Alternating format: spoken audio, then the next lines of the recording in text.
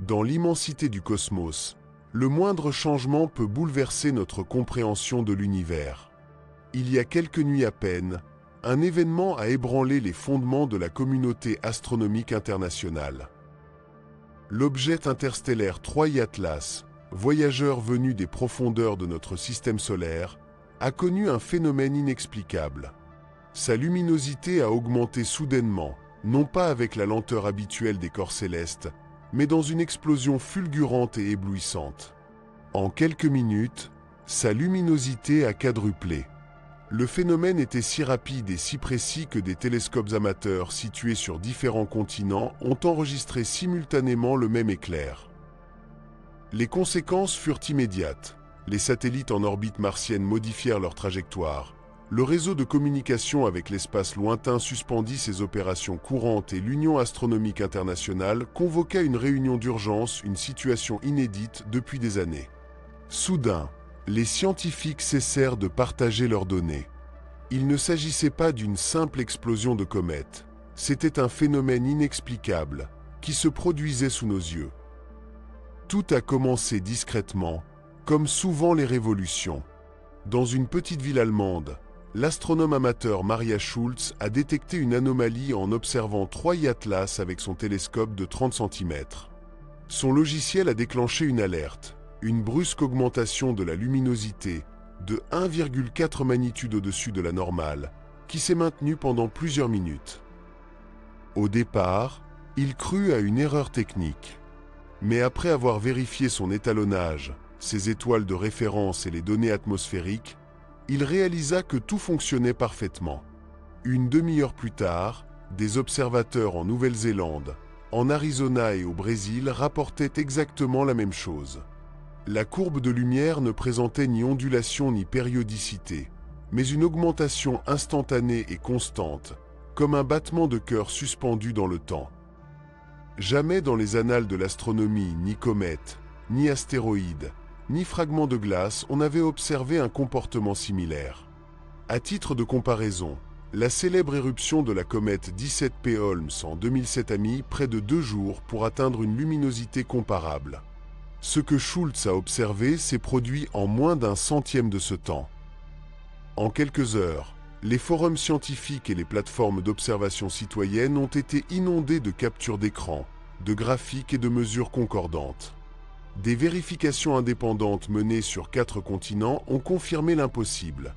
Il ne s'agissait ni d'une panne d'équipement, ni d'une manipulation numérique. À l'aube en Europe, les principaux observatoires étaient déjà en alerte. Les télescopes Pan-STARRS et Atlas ont confirmé la même anomalie, suivie par les systèmes automatisés du Chili et du Japon. Les données ont été intégrées à une base de données publique, véritable passerelle numérique où la curiosité humaine s'est exprimée en temps réel. Mais un événement inattendu se produisit. Les spécialistes firent front commun. Le réseau de communication avec Mars fut suspendu et ses antennes de 70 mètres furent réorientées vers les coordonnées de 3I Atlas. Un vote unanime fut adopté pour suspendre les missions en cours, notamment Persévérance et Voyager, afin de concentrer tous les efforts sur cet unique visiteur interstellaire. Le sacrifice fut immense. Plus de 20 heures de données interplanétaires perdues. Une décision prise uniquement face à des menaces potentielles pour la Terre. Or, cette fois, il ne s'agissait pas d'un risque d'impact, mais d'un phénomène lumineux. Et pourtant, les radars les plus puissants de la planète pointèrent tous à l'unisson vers le même point du ciel, comme si une intuition collective annonçait la révélation imminente d'un événement extraordinaire. La coordination mondiale s'est intensifiée. Le lendemain, les plus grands télescopes du monde, le Very Large Telescope au Chili, Gemini Nord à Hawaï et le radiotélescope FAST en Chine ont abandonné leurs objectifs prévus pour concentrer toute leur attention sur 3I Atlas. Le mystère avait captivé l'attention de toute l'humanité.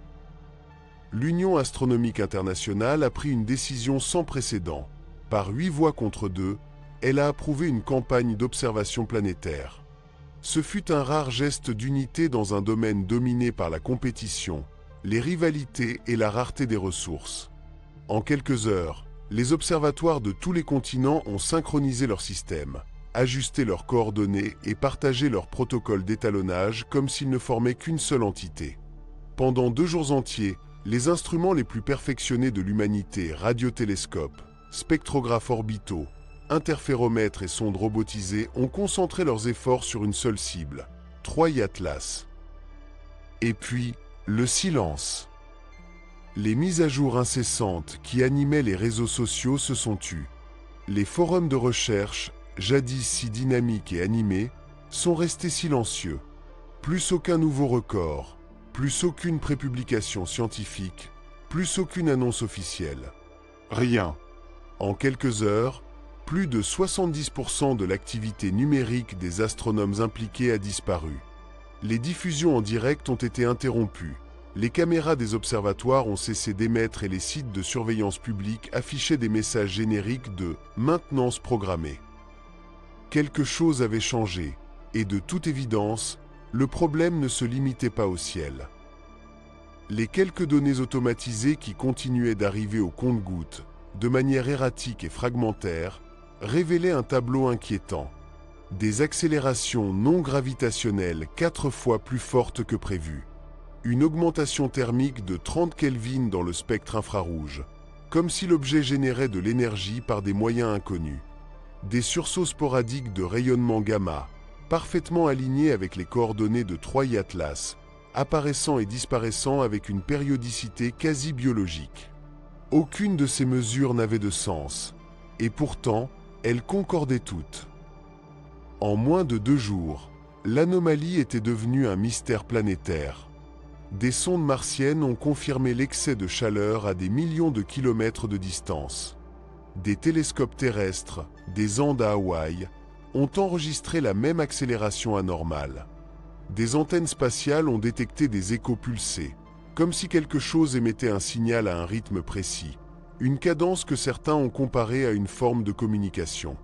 Les données étaient cohérentes, mais impossibles à interpréter à l'aide des lois connues.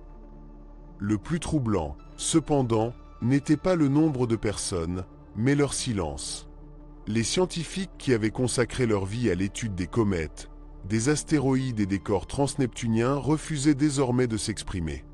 Certains observatoires fermaient leurs canaux de communication publique, invoquant une vérification des données, tandis que d'autres se déconnectaient tout simplement sans prévenir. Les entretiens étaient annulés, les courriels restaient sans réponse et les profils professionnels étaient supprimés. Ce silence était si total qu'il semblait concerté. Un rapport interne, divulgué par une source anonyme au sein de l'UAI, décrivait l'événement comme une anomalie synchronisée d'envergure planétaire, nécessitant un confinement immédiat. Aucune autre explication n'accompagnait ces mots. Seule une instruction finale, en lettres capitales. Maintenir une observation continue jusqu'à nouvel ordre. Aucune transmission externe sans autorisation du comité central. Les théories se multiplièrent rapidement. Certaines évoquaient une sonde artificielle, d'autres, un phénomène physique inconnu, voire une altération quantique à l'échelle macroscopique. Les plus sceptiques laissaient entendre qu'il s'agissait d'un complot, d'une expérience militaire déguisée en découverte scientifique. Mais rien n'expliquait le schéma qui commençait à se répéter dans les capteurs automatiques. Une séquence numérique, identique dans chaque instrument, qui semblait coder une instruction. Pour la première fois dans l'histoire moderne, la Terre entière observait un point unique dans le ciel, un visiteur interstellaire qui défiait les lois naturelles connues. Et tandis que les télescopes poursuivaient leur veille silencieuse, beaucoup commencèrent à se poser la même question, à voix basse, presque avec crainte. Et si Troie Atlas ne nous montrait rien, mais nous observait? Le télescope spatial James Webb, grâce à des techniques d'imagerie différentielle et à une analyse de diffusion thermique à haute résolution, a détecté un nouvel objet, un second corps. Plus petit, plus froid et parfaitement aligné avec la trajectoire de Troie Atlas, il a d'abord été considéré comme un fragment détaché, un morceau de glace arraché par les forces de marée, voire un nuage de poussière ionisée. Mais des observations successives, recoupées avec les données des complexes de radiotélescopes d'Atacama et de Goldstone, ont prouvé le contraire. Ce nouveau corps se maintient à une distance constante de 120 km, se déplaçant avec une précision mathématique, en parfaite synchronisation avec l'objet principal. Ce n'était pas un fragment errant, il était en orbite. La nouvelle a provoqué une onde de choc dans la communauté scientifique. Un système binaire aussi proche, composé de corps aussi petits, aurait dû être instable. La moindre fluctuation gravitationnelle l'aurait dispersé en quelques heures. Et pourtant, il restait uni avec une précision incroyable, comme si une force invisible et délibérée contrôlait les deux objets. L'analyse spectrale du second objet a accru l'incertitude. Il ne réfléchissait pas la lumière solaire. Son albédo était pratiquement nul. En revanche, il émettait un rayonnement micro-ondes faible et parfaitement modulé, caractéristique d'un système de dissipation thermique actif. Autrement dit, il régulait sa température. Un mécanisme thermique impliquant la maîtrise de l'énergie, la rétroaction et la conception. À partir de ce moment, les scientifiques ont cessé de l'appeler comète. Sa désignation a changé discrètement. De 3I Atlas C 2025 R2 à 3I Atlas complexe. Le terme « complexe » n'a pas été choisi au hasard. C'était un aveu tacite que l'objet n'était pas un élément unique, ni même nécessairement un phénomène naturel. Peut-être s'agissait-il d'un système. Peut-être n'était-il même pas composé uniquement de matière. La tension atteignit son paroxysme lorsque 3I Atlas franchit la ligne nodale, le point où son orbite coïncidait avec celle de la Terre. À cet instant précis, tous les instruments, des télescopes optiques terrestres aux sondes interplanétaires, enregistrèrent une augmentation soudaine de l'intensité du signal électromagnétique. La fréquence des impulsions augmenta. L'objet secondaire brilla pour la première fois. Puis, un phénomène inattendu se produisit. Une faible lueur enveloppa les deux corps. Un halo visible même par les astronomes amateurs. Une enveloppe lumineuse oscillant entre le blanc et le bleu pâle. Il ne s'agissait pas de lumière solaire réfléchie. Les spectres indiquaient une émission active, une énergie générée de l'intérieur, avec des pics à des longueurs d'onde correspondant au spectre de l'hydrogène excité et de l'hélium ionisé. Le télescope James Webb, dans un geste de précision qui semblait repousser les limites du possible, a capturé bien plus. Des pics de diffraction géométrique, des structures régulières qui n'appartenaient ni au hasard ni au chaos d'un nuage de poussière. Des lignes droites, des angles, des courbes proportionnelles. L'objet ne s'est pas désintégré. La situation se déroulait. Les algorithmes de reconstruction tridimensionnelle ont révélé la silhouette d'un objet en expansion, évoquant un ensemble de panneaux, de pétales ou d'antennes. Une architecture en mouvement. Et avec elle, un changement soudain. L'analyse spectrographique a révélé une chute de température de surface de 60 Kelvin. L'énergie était absorbée, redirigée vers l'intérieur. Ce comportement suggérait une finalité. Et puis l'impossible s'est produit. Pour la première fois depuis sa détection, 3I Atlas a émis un faisceau radio-dirigé. Non pas une impulsion aléatoire, ni une interférence cosmique, mais un faisceau concentré, à bande étroite et d'une précision mathématique, pointant directement vers l'écliptique terrestre. La transmission n'a duré que 12 secondes. Mais ce n'était pas du bruit. Il y avait de l'ordre, une structure, une symétrie harmonique, des ondes aux proportions identiques à la suite de Fibonacci, des rythmes correspondant à des constantes universelles, pi, phi et le rapport entre la masse de l'électron et celle du proton, une complexité qui défiait toute explication naturelle. Lorsque le signal s'estompa, le silence de l'espace parut encore plus profond. Les systèmes automatisés inondèrent les canaux scientifiques d'alerte et les agences spatiales commencèrent à communiquer d'urgence entre elles. Personne ne le disait ouvertement, mais chacun savait ce que cela signifiait. Il n'observait pas une comète. Il assistait à une réaction. Puis, tout s'est arrêté. La lumière s'estompa. Le pouls a disparu. Le visiteur interstellaire retourna à son silence abyssal, laissant derrière lui une seule question qui résonnait dans tous les observatoires de la planète, une question à laquelle aucun calcul ni spectre ne pouvait répondre. Qui écoutait à l'autre bout du fil? Pendant des jours qui parurent des siècles, le monde entier attendit des réponses. Les observatoires restèrent en alerte maximale, les serveurs furent submergés par des millions de téléchargements de données, et les médias comblèrent le vide par des conjectures et des craintes. Le mystérieux faisceau radio, aussi bref qu'inexplicable, continua d'être analysé par des stations du monde entier. Pourtant, le silence officiel était total. Ni la NASA, ni l'ESA, ni même l'UAI ne publièrent de déclaration. C'est alors que, presque clandestinement, une institution rompit le silence. Le Square Kilometre Array en Australie a décidé d'agir de son propre chef.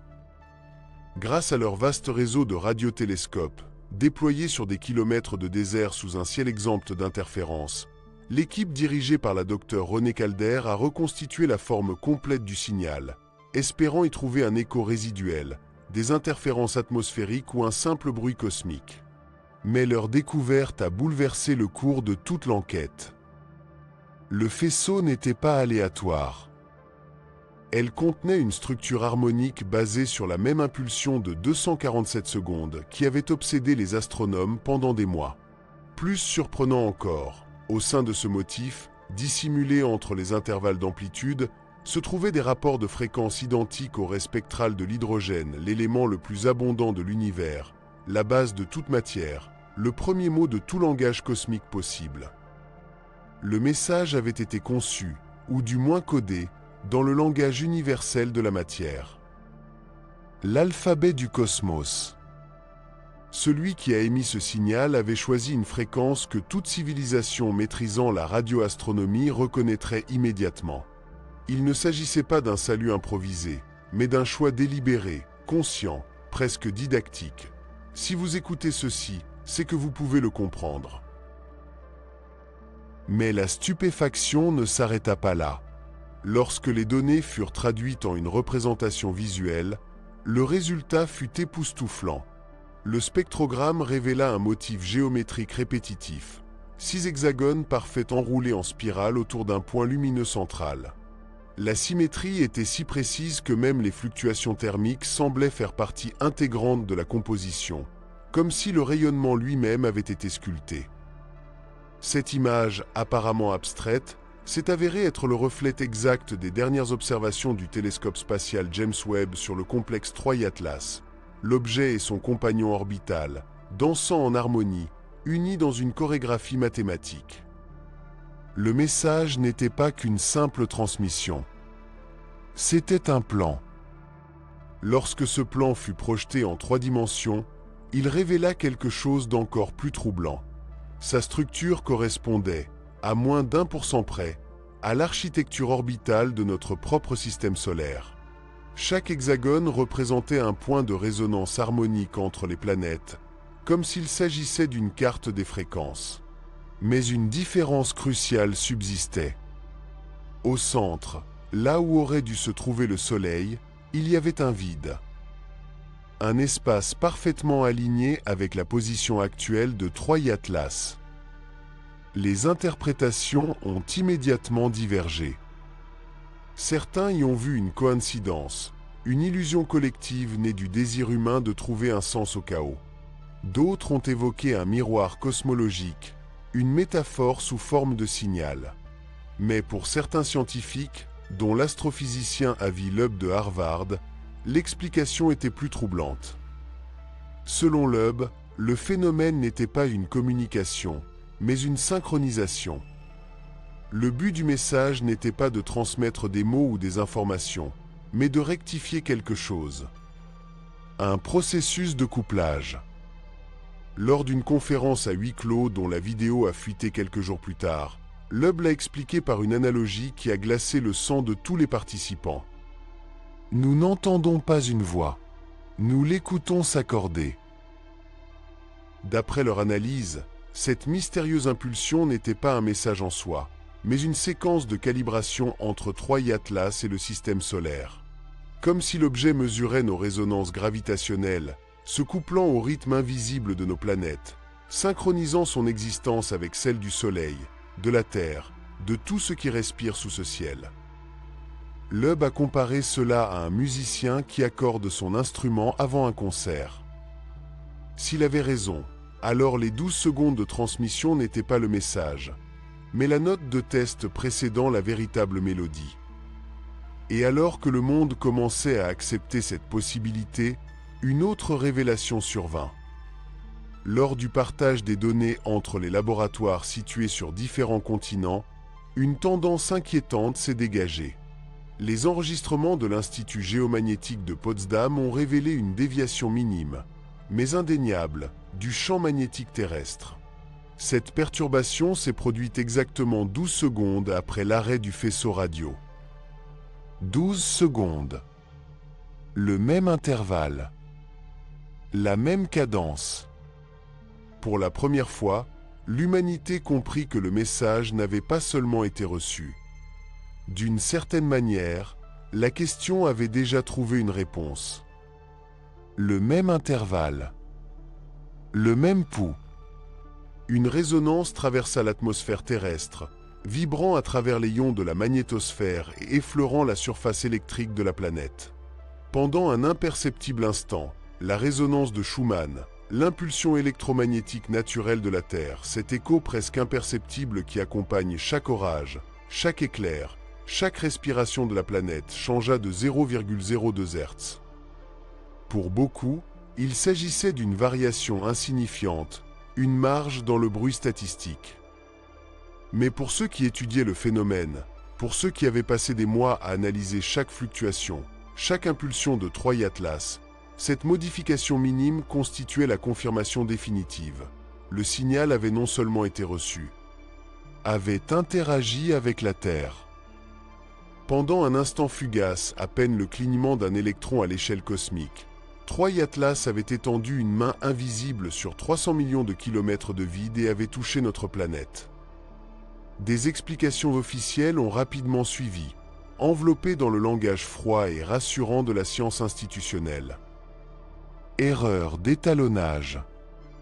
Interference solaire. Reclassification des données en raison d'une activité ionosphérique inhabituelle. Le manuel habituel pour calmer le public, protéger les budgets et éviter la panique. Mais à huis clos, loin des communiqués de presse et des conférences, un petit groupe de scientifiques fut convoqué à Genève dans le plus strict respect de la confidentialité. C'est là que naquit le projet Helio, une équipe spéciale formée sous l'égide du Réseau international d'alerte aux astéroïdes, IAWN. Son objectif officiel, analyser le comportement dynamique de l'objet. Son véritable objectif, découvrir ce que la Terre venait de lui répondre. Pendant des semaines, Helio a travaillé en silence, comparant les données de stations réparties sur 3 continents. Leurs découvertes n'ont jamais été publiées. D'après des documents divulgués des années plus tard, leurs conclusions étaient sans équivoque. Le faisceau radio n'était pas une émission spontanée. C'était une réponse. Des semaines auparavant, lorsque des astronomes amateurs avaient détecté cette augmentation soudaine de luminosité dans Troy Atlas, des milliers de télescopes, d'antennes, de satellites et de radars étaient pointés vers le même point du ciel. La planète entière, sans coordination, sans intention consciente, avait émis simultanément une forte dose de rayonnement, un cœur électromagnétique composé de nos machines, de nos transmissions, de nos tentatives de compréhension. À leur insu, la Terre avait émis son propre écho. Un murmure global, diffus mais cohérent, qui traversa le vide et rebondit sur l'objet. Et puis, Troy Atlas a répondu.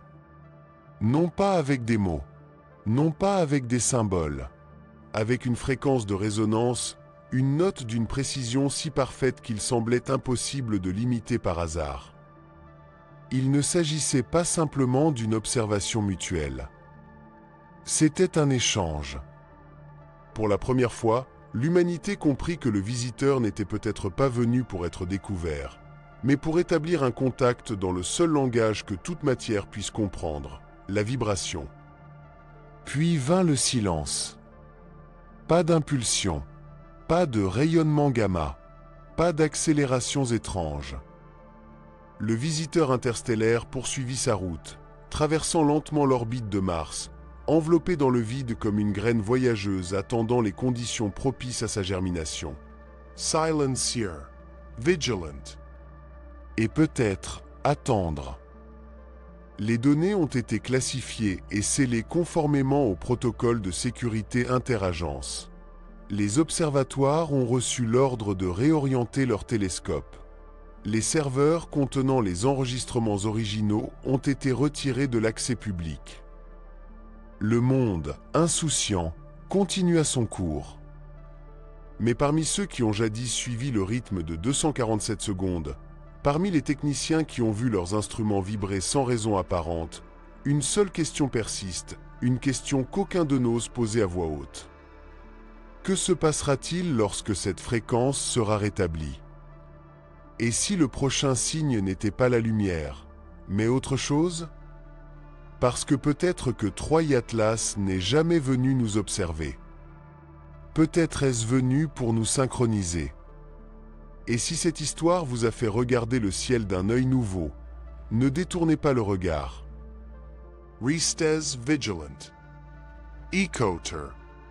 Car lorsque le signal reviendra, et tôt ou tard, il reviendra, vous aurez envie d'être ici, dans ce petit monde bleu. Écoutez la note suivante.